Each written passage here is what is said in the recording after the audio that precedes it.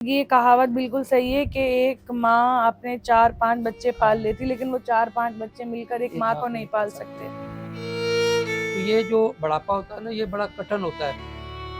तो मैं ये चाहता था कि उनको अच्छी एक जगह पे उनको रख के अच्छा बेंगलो वगैरह लेके 500 हज़ार गज का तो उसमें उनको रखूँ। अच्छा, आप एक क्रिश्चियन कम्युनिटी से ताल्लुक़ रखते हैं, तो यहाँ पे आपने कम्युनिटी की कैद रखी हुई है या नहीं, किसी भी नहीं। कम्युनिटी का कोई भी यहाँ पर आ देखें, सकता इसमें है? हमारे पास हिंदू भी हैं, क्रिश्चियन भी हैं, मुस्लिम भी हैं और अभी इसमें सिख नहीं आए, बाकी सारे हमारे में कम्युनिटी के लोग हैं। तो यहाँ पे जितने भी लोग आते हैं, यहाँ पे रहने के लिए जितने भी बुजुर्ग आते हैं, उनको क्या-क्या फैसिलिटेट आप लोग करते हैं? क्या-क्या फैसिलिटीज़ यहाँ पर दे रहे हैं? प्रोसेस क्या होता है? मतलब आप लोग कोई वेरिफिकेशन करते हैं किसी पेशेंट की, या किस तरह से जो है ना यहाँ पे वो कोई अप्लाई करना चाहे, किसी के घर वाले चाहें यहाँ पे किसी को भेजना, तो उसका तरीक़ेकार क्या होता है? आप लोगों की तरफ से क्या चीज़ें वेरीफाई की जाती हैं? बिस्मिल्लाहिर्रहमानिर्रहीम, अस्सलाम वालेकुम। दस्तक टीवी के साथ मैं हूँ महामदरा।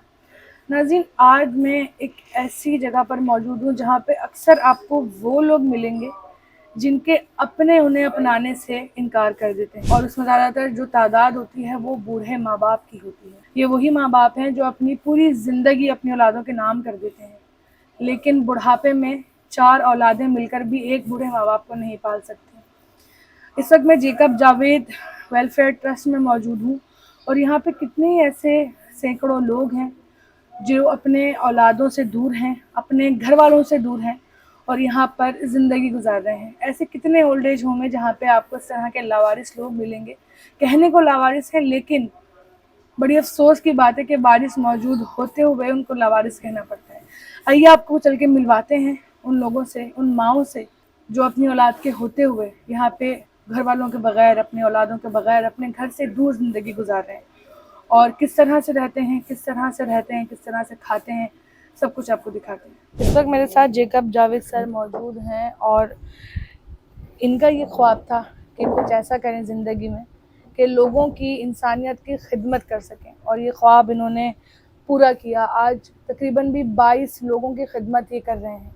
सिलसिला किस तरह से शुरू हुआ और कौन कौन इनके साथ जुड़ा हुआ है, ये जानते हैं इनसे। अस्सलाम वालेकुम, कैसे हैं सर आप? ठीक है, शुक्रिया। सर, आपकी ख्वाहिश थी कि आप एक दिन ऐसा कुछ करें कि आप इंसानियत की खिदमत कर सकें, और आज काफ़ी हद तक वो पूरी हुई है।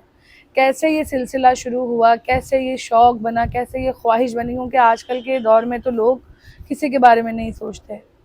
सबसे पहले तो तमाम सुनने वालों को मेरी तरफ से अस्सलाम वालेकुम। मैं आपका भाई, आपका दोस्त जेकब जावेद वेलफेयर ट्रस्ट का चेयरमैन। अच्छा, आपने बहुत अच्छा सवाल किया है। देखिए, ये मैं अपने आप को वो नहीं कहता, ये अल्लाह ताला जिसको भी किसी को चुन लेता है, तो ये एज़ाज़ मेरे को अल्लाह ताला ने दिया है। तो उसमें मैं शुक्रगुज़ार हूँ। अल्लाह ताला ने जो मेरी बाकी मादा ज़िंदगी है वो इस नेक काम के लिए वो मेरे को मखसूस किया है। जैसे हमारे हीरो थे अब्दुस तारीकी साहब, तो उनको भी अल्लाह ताला ने दुनिया में तो पाकिस्तान की कितनी करोड़ों की आबादी है, लेकिन जो वेलफेयर के बंदे होते हैं वो मखसूस चंद लोग मखसूस हैं। तो इसमें वो भी मैं भी उनमें मखसूस लोग में शामिल हो गया हूँ। तो मेरे को फ़ख्र है, खुशी है, जो मैं इंसानी खिदमत कर रहा हूँ और करता रहूँगा जब तक ज़िंदा हूँ। ये कैसे ये सोचा था कि मैं एक ओल्ड एज होम खोलूँ, और वहाँ पे वो लोग जिनके अपने उनका ख़्याल नहीं रखते, जिनके अपने उन्हें लावारिस छोड़ देते हैं, उनकी केयर नहीं कर पाते, उनको सँभाल नहीं पाते, उन लोगों को अपनाऊँ और अपने घर में रख के उनका ख़्याल रखूँ।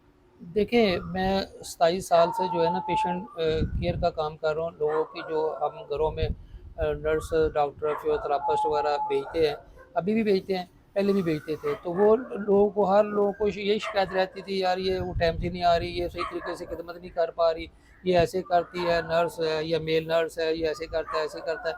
तो फिर मेरे को ये तकलीफ़ होती थी, यार ये क्यों नहीं वहाँ पे दिलजोई से काम कर रहे, खिदमत समझ के क्यों नहीं कर रहे, ये कमर्शियल क्यों उसको काम कर रहे हैं। तो मैंने बोला जब भी अल्लाह ताला मेरे को मौका दे, मैं अपने हाथों से जो है ना अपनी सुपरविजन में ये काम करूँगा।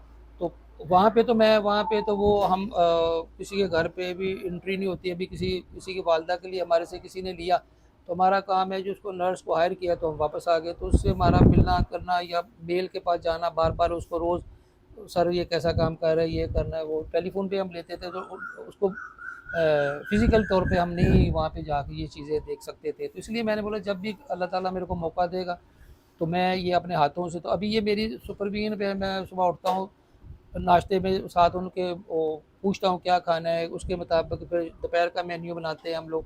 तो फिर इसी तरह रात का मेन्यू बनता है। तो फिर इस तरीके से हम जो है उनसे कुछ पूछते हैं, कोई मेडिसिन चाहिए, कुछ और चीज़ चाहिए ताकि उनके अगर बच्चे बच्चियाँ नहीं इस टाइम मौजूद हैं, पता नहीं क्या क्या मजबूरियाँ लोगों की, तो वो छोड़ के गए हैं हमारे पास। तो मैं चाहता हूँ इस तरीके से, चलो यार उनका बच्चा बेटा है या भाई समझ के, तो मैं उनका अगर कोई काम उनके आ सकता हूँ तो मेरे लिए खुश नसीबी है ये। इस काम में और कौन-कौन आपके साथ जुड़ा हुआ है? और यहाँ पे जितने भी लोग आते हैं यहाँ पे रहने के लिए, जितने भी बुज़ुर्ग आते हैं, उनको क्या-क्या फैसिलिटेट आप लोग करते हैं? क्या-क्या फैसिलिटीज़ यहाँ पर दे रहे हैं पेशेंट्स को? देखिए सबसे फ़र्स्ट ऑल तो ये था, मैं यही चाहता था जो अभी किसी भी इलाके से कोई गरीब है या अमीर है या किसी भी हाल में है, तो ये जो बुढ़ापा होता है ना, ये बड़ा कठिन होता है। तो मैं ये चाहता था कि उनको अच्छी एक जगह पे तो उनको रख के अच्छे बंगलो वगैरह लेके 500 हज़ार गज़ का, तो उसमें उनको रखूँ। अगर मैं ये चीज़ कोरंगी में खोल लेता तो उसमें कम पैसों में मिल जाता है, लेकिन वो चीज़ें कभी बिजली का मसला, कभी पानी का मसला। तो एक आदमी की ख्वाहिश होती है कराची में, मैं समझता हूँ सबसे जो अच्छा इलाका है वो डिफेंस, इससे बढ़ के तो ऊपर जन्नत ही है, मैं समझ रहा हूँ। तो हमने इनको यहाँ फिलिस्टेट किया, यहाँ पे हमने इसको उनको यहाँ पे लेके आ रहे। अभी जो भी आते हैं बहन भाई, उनका लवाकिन भी वो खुश होते हैं, यार आपने हमारे माँ बाप को, चाहे वो नाजमाबाद से है चाहे वो तालुके से है, तो हम वो बोलते हैं यार आपने हमें बड़ा अच्छा हमारे पेशेंट को रखा हुआ है। तो उसके लिए हमारे जो रज़ाकार हैं, मेल हैं फीमेल, तो बड़ी अच्छी रात दिन तो वो दौड़ कर रहे हैं, उनकी खिदमत में मामूर है जो फिर इनके लिए कुक रखा हुआ है जो इनके मुख्तलिफ डिशें बनाता है, इनके लिए खाना अच्छे से बना के दे रहा होता है। तो ये तरीका हम कोशिश कर रहे हैं जी तीनों टाइम। मेडिकल फैसिलिटीज़ क्या-क्या यहाँ पे अवेलेबल होती हैं? मेडिकल में ये फर्स्ट एड वगैरह होती है और डॉक्टर विज़िट होता है, और कभी खुदा न खास्ता किसी को लूज़ मोशन हो जाते हैं, टेम्परेचर हो जाता है, तो बीपी हो जाता है, तो उसकी सारी मेडिसिन हमारे पास और इंस्ट्रूमेंट हमारे पास मौजूद हैं जो हम उनको फ़ौरी तौर पे वो ये फर्स्ट एड दे देते हैं। अगर कुछ किसी की ज़्यादा तबीयत होती है तो फिर हम घर वालों को बोलते हैं इसको अगर आपने दाखिल करवाना है या इसका ऑपरेशन करवाना है या कोई और डिज़ीज़ है तो फिर आप हॉस्पिटलाइज़ करवा दीजिए इसको। अच्छा, आप एक क्रिश्चियन कम्युनिटी से ताल्लुक़ रखते हैं, तो यहाँ पे आपने कम्युनिटी की कैद रखी हुई है या नहीं, किसी भी नहीं। कम्युनिटी का कोई भी यहाँ पर आ देखिए, सकता है? इंसानियत जो है, इंसानियत यही दर्स हमें देती है, तो उसमें हम मज़हब अगर रखेंगे तो फिर वो तो वो इंसानियत की हम खिदमत नहीं कर रहे।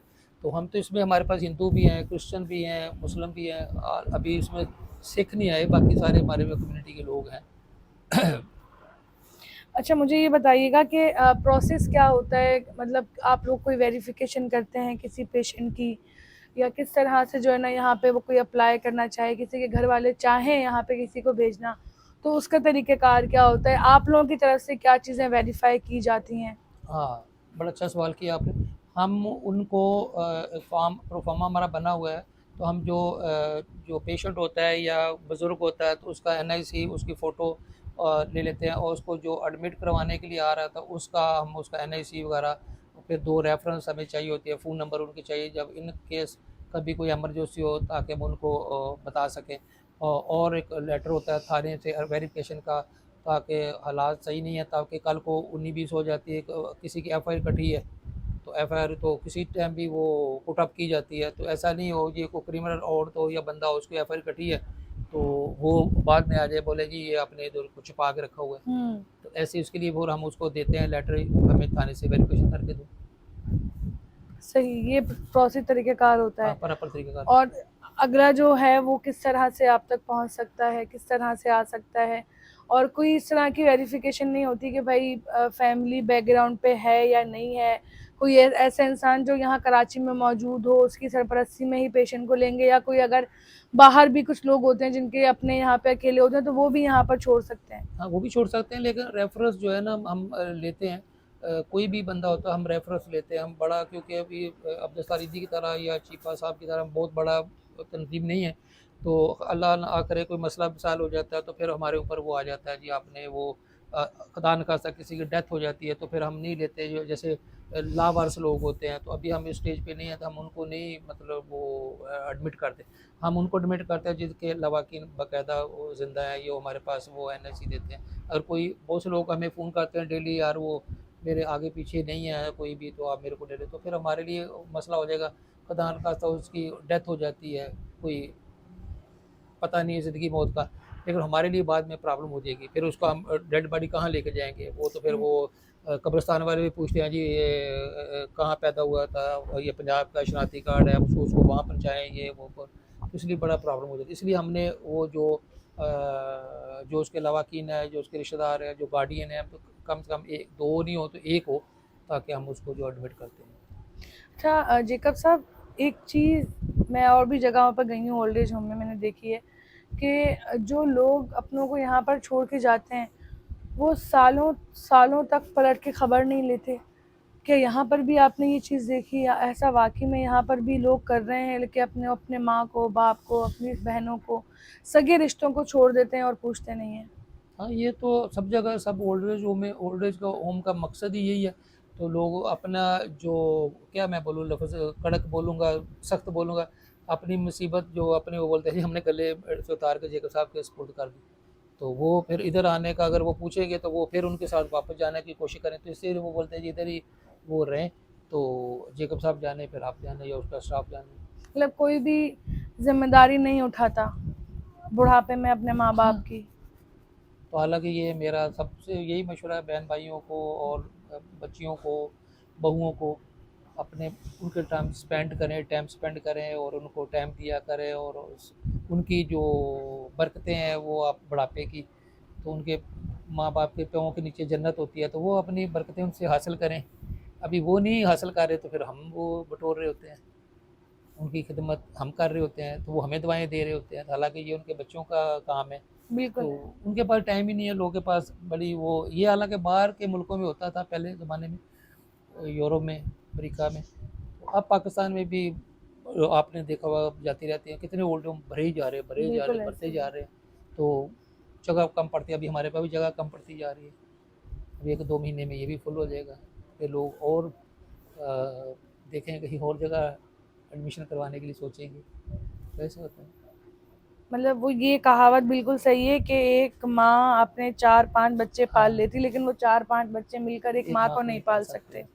तो ये मिसाल बड़ी काम की मिसाल है और ये हकीकतन बिल्कुल दुरुस्त है, क्योंकि काफ़ी ओल्ड एज होम विज़िट किए हैं और वहाँ पे सब लोग लावारिस नहीं होते। वहाँ पे 90% 80% लोग ऐसे होते हैं जिनके वारिस मौजूद होते हैं, और वो वारिस उनकी औलादें भी होती हैं, उनके अपने भाई बहन, कोई ऐसे सगे रिश्ते जो उनको रख कर एक अच्छा लाइफ स्टाइल, एक अच्छी ज़िंदगी उनको दे सकते हैं, लेकिन सिर्फ अपनी जिम्मेदारियों को कम करने के लिए और अपने सर पे से बोझ उतारने के लिए वो ऐसे ओल्ड एज होम के सुपुर्द कर देते हैं।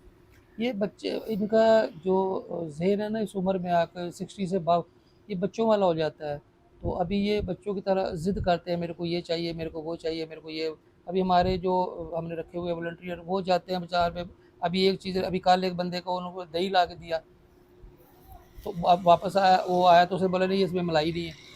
तो अभी 100 रुपये का दही लेगा, बोले नहीं वापस जाओ, और दोपहर में फिर वो गया, बोले नहीं मलाई नहीं है, तो तुमने मलाई निकाल के खा ली है पता नहीं। तो हालांकि बेचारा वो उसमें तो क्या मलाई क्या खाएगा भाई। तो इसलिए उनके ज़हन जो है बच्चों वाले होते हैं, तो जो घर वाले होते हैं वो ये बच्चे आगे से वो उनके पास टाइम नहीं होता, सेल्फिश हैं सारे लोग। तो वो फिर वो अभी जैसे ये अब मैं डिस्कस कर रहा था, अभी अभी ये लेडीज़ बैठी होती है, इनको वो बेचारी को किसी का यूरिन का प्रॉब्लम है, इस उम्र में कुछ कोई प्रॉब्लम है, खड़े-खड़े निकल जाता है, पोटी निकल जाती हैं, तो फिर वो घर में उनका वो बोलती हैं नहीं ये गंद कर रही है, ये इनको पता ही नहीं है, कभी उस कमरे में हमारे बेडरूम में घुस जाती हैं। तो वो फिर अपनी वो माँगते हैं, प्राइवेसी माँगते हैं। तो इसलिए वो हमारे पास छोड़ जाते हैं, चलो यार ये साइड में है, तो कम से कम हमें डिस्टर्ब तो नहीं कर रहे ना। अफ़सोस होता है इस तरह की बात सुन के कि अपने सगे माँ बाप के हाँ, लिए बंदा ये सोचे कि भाई ये हमें डिस्टर्ब ना करें और हमारी लाइफ में जो है वो हमें परेशान ना करें, हमारी प्राइवेसी ख़त्म ना करें, हमारे सुकून को बर्बाद ना करें। लेकिन वो ये नहीं सोचते कि यही माँ बाप होते हैं जिन्होंने अपनी पूरी हाँ, ज़िंदगी का सुकून ख़त्म करके हाँ, हाँ, औलादों को परवान चढ़ाया होता है। तो जितने भी लोग ये वीडियो देख रहे हैं उनसे यही गुजारिश है कि अपने माँ बाप के साथ रहें, क्योंकि बुढ़ापे में माँ बाप की सिर्फ एक ख्वाहिश होती है अपनी औलाद के साथ रहना, अपने घर में रहना, क्योंकि वो पूरी ज़िंदगी आपके नाम कर चुके होते हैं। आखिर के चंद साल या चंद दिन वो चाहते हैं कि औलादें हमारे लिए जी लें, थोड़ी सी खिदमत कर लें, और यही आपका ज़रिया बख्शिश होता है।